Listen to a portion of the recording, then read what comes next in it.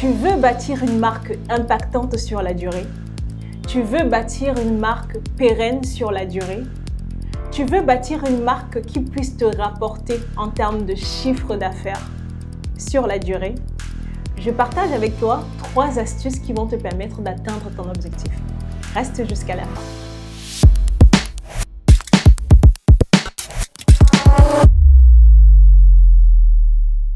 Hello, je suis Vanessa Kougué, conseillère en images. Et sur cette page, on parle de branding, de vente, mais aussi de relations clients. Alors, tu aimerais que chaque nuit, tes clients ne rêvent que de toi. Tu aimerais bâtir une marque qui a un potentiel marketing important, impactant, tant sur les autres que sur ton chiffre d'affaires. Dis-toi qu'il y a 3 points sur lesquels tu dois pouvoir t'appuyer. Le premier point, il faut déterminer exactement quels sont les axes de ta marque, quels sont les axes de ton image de marque, quels sont les axes de ton branding.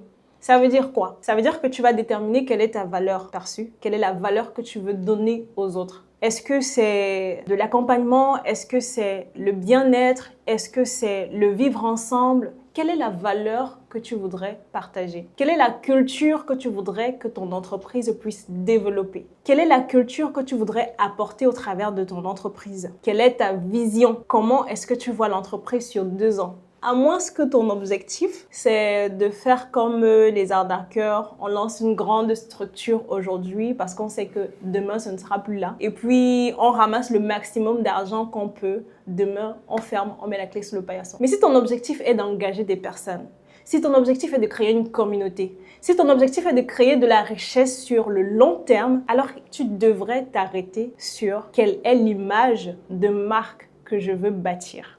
Et ça passe par ta vision, tes valeurs, tes cultures. D'accord? Deuxième point, tu dois pouvoir tellement avoir ancré ces valeurs-là, cette vision-là en toi, que tu sois capable de transmettre à chaque employé qui vient après toi. Tu dois pouvoir transmettre cette valeur, cette vision à chaque personne qui est en relation avec ton entreprise.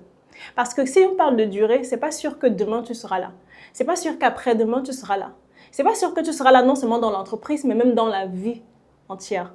Donc, à chaque fois, il faudrait que les personnes qui sont en relation avec ta marque ressentent la même énergie, qu'ils aient le même service, qu'ils n'aient pas l'impression que tout tournait autour de toi. Du coup, comme tu n'es pas là, tout est mort. Sauf si c'est ton objectif encore une fois. Le troisième point, c'est de pouvoir partager cette valeur au niveau du marketing. Je te prends un exemple. Tu as une marque de chaussures et pour ton marketing, tu as besoin de mannequins. Tu as besoin d'une égérie qui va porter ta marque, qui va porter ta marque à un autre niveau, qui va l'amener dans une autre communauté. Toi, tu as réussi à instaurer une certaine vision, des valeurs, de la culture à la communauté que tu as déjà. Et tu aimerais que ton égérie, parce que c'est ça l'objectif, que cette personne-là puisse apporter ta marque dans sa communauté. Il faudrait que tu sois capable de transmettre ta vision, tes valeurs, ta culture à cette personne-là. Ou alors, que tu sois capable de dénicher la personne qui correspond exactement